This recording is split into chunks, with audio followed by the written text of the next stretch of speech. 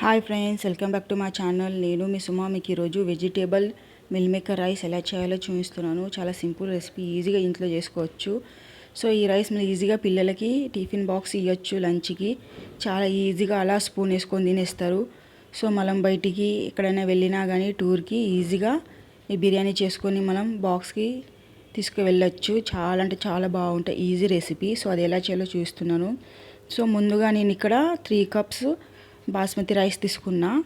So మీ దగ్గర ఏ rice ఉంటే ఆ రైస్ తీసుకోవచ్చు. సో సన్నమి కానీ ఏ ఉన్నా మీ ఇంట్లో రైస్ అవి తీసుకోవచ్చు. సో నేను ఇక్కడైతే బిర్యానీ రైస్ అని తీసుకున్నాను. సో ఈ రైస్ నేను చక్కగా 2 times అని వాష్ చేశాను. వాటర్తో చక్కగా వాష్ చేసిన తర్వాత మళ్ళీ నెక్స్ట్ కొన్ని వాటర్ వేసి ఒక 5 minutes వరకు అలా నానబెట్టాను వాటర్కి. సో ఆ తర్వాత నెక్స్ట్ ఇక్కడ నేను మీడియంలో కొద్ది వాటర్ వేడి చేశాను. మీడియం అలా వాటర్ చేసాక కొన్ని మిల్ మేకర్ అలా నానేసాను ఒక 3 minutes వరకు. నెక్స్ట్ ఇక్కడ ప్రెషర్ కుక్కర్లో 2 spoon ఆయిల్ వేసాను. సో దాంట్లో నేను ఆవాలు, జీలకర్ర, పసుపు, కొద్దిగంతా కరివేపాకు యాడ్ చేశాను. సో అదంతా మంచిగా కలుపుకోవాలి. నెక్స్ట్ ఇక్కడ కొద్దిగంతా 2 spoon పల్లీలు యాడ్ చేశాను. సో నేను ఇక్కడ ఆనియన్ యాడ్ చేశాను. సో పచ్చిమిర్చి ఒక 2. సో అదంతా మంచిగా కలుపుకోవాలి లైట్గా కలర్ వచ్చే వరకు. సో నెక్స్ట్ ఇక్కడ నేను 2 టమాటో యాడ్ చేశాను సన్నగా కట్ చేసుకొని. నెక్స్ట్ ఇక్కడ ఒక పొటాటో యాడ్ చేశాను.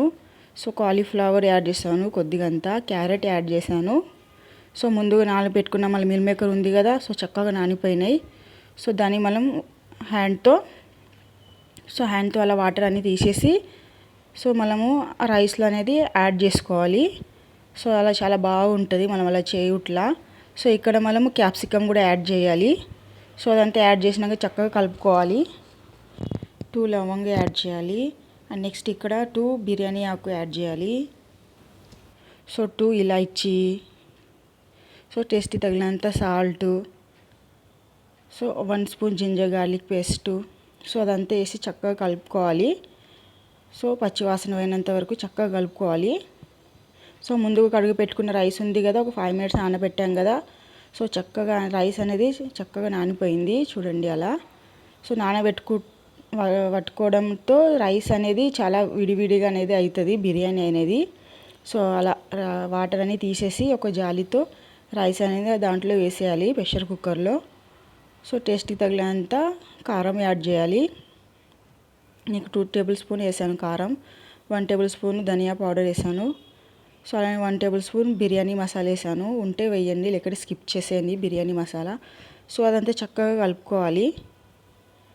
సో గ్యాస్ అనేది మీడియం ఫ్లేమ్లో ఉంచుకొని చక్కగా కలుపుకోవాలి.